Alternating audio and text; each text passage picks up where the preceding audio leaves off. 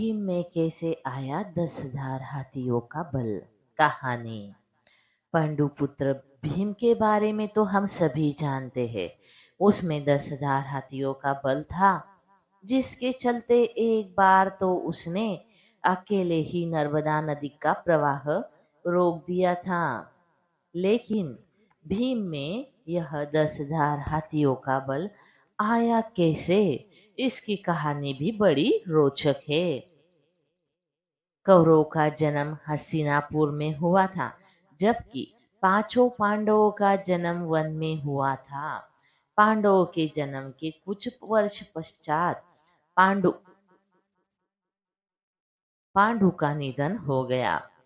पांडु की मृत्यु के बाद वन में रहने वाले साधुओं ने विचार किया कि पांडु के पुत्रों अस्ति तथा पत्नी को हस्तिनापुर भेज देना ही उचित है। इस प्रकार समस्त ऋषिगण हस्तिनापुर आए।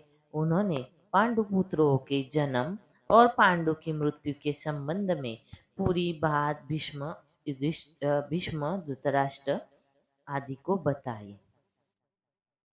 भीष्म को जब पता चली तो उन्होंने कुंती सहित पांचों पांडवों को हस्तिनापुर बुला लिया। हस्तिनापुर में आने के बाद पांडवों के वैदिक संस्कार संपन्न हुए। पांडव और कौरव साथ ही खेलने लगे। दौड़ने में, निशाना लगाने में तथा कुश्ती आदि सभी खेलों में भीम सभी धृतराष्ट्र पुत्रों को हरा देते थे। भीमसेन कौरव से होड़ के कारण ही ऐसा करते थे, लेकिन उनके मन में कोई बैर भाव नहीं था। परंतु दुर्योधन के मन में भीमसेन के प्रति दुर्भावना पैदा हो गई। तब उसने उचित अवसर मिलते ही भीम को मारने का विचार किया। दुर्योधन ने एक बार खेलने के लिए गंगा तट पर शिविर लगवाया। उस स्थान का नाम रखा उदकीर्णन। वहां खाने पीने इत्यादि की सभी सुविधाएं भी थी। दुर्योधन ने पांडवों को भी वहां बुलाया। एक दिन मौका पाकर दुर्योधन ने भीम के भोजन में विष मिला दिया। विष के असर से जब भीम अचेत हो गए तो दुर्योधन ने दुशासन के साथ मिलकर उसे गंगा में डाल दिया। भीम इसी अवस्था में नागलोक पहुंच गए। वहां सांपों ने भीम को खूब डसा, जिसके प्रभाव से विष का असर कम हो गया। जब भीम को होश आया तो सर्पों को मारने लगे। तभी सर्प डरकर नागराज वासुकी के पास गए और पूरी बात बताई। तब वासुकी स्वयं भीमसेन के पास आए। उनके साथ आर्यक नाग ने भीम को पहचान लिया। आर्यक नाग भीम के नाना थे। वह भीम से बड़े प्रेम से मिले।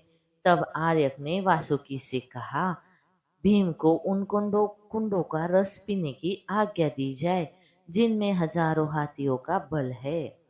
वासुकी ने इसकी स्वीकृति भी दे दी। तब 8 कुंड पीकर एक दिव्य शैया पर सो गए। जब दुर्योधन ने भीम को विष देकर गंगा में फेंक दिया था तो उसे बड़ा हर्ष हुआ था।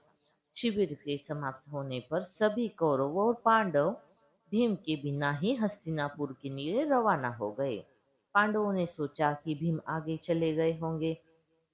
जब सभी हस्तिनापुर पहुंचे तो युधिष्ठिर ने माता कुंती से भीम के बारे में पूछा। तब कुंती ने भीम के न लौटने की बात कही।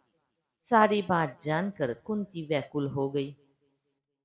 तब उन्होंने विदुर को बुलाया और भीम को ढूंढने के लिए कहा। तब विदुर ने उन्हें सांत्वना दी और सैनिकों को भीम को ढूंढने के लिए भेजा। उधर नागलोक में भीम 8वें दिन रस पच जाने पर जागे। तब नागों ने भीम को गंगा के बाहर छोड़ दिया। जब भीम सही सलामत हस्तिनापुर पहुंचे तो सभी को बड़ा संतोष हुआ। तब भीम ने माता कुंती और अपने भाइयों के सामने दुर्योधन द्वारा विष देकर गंगा में फेंकने तथा नागलोक में क्या क्या हुआ यह सब बताया। युधिष्ठिर ने भीम से यह बात किसी को और को नहीं बताने के लिए कहा। तो दोस्तों, आपको आज की ये कहानी अच्छी लगी हो तो हमारे चैनल को लाइक, शेयर और सब्सक्राइब जरूर करें। धन्यवाद। हर हर महादेव।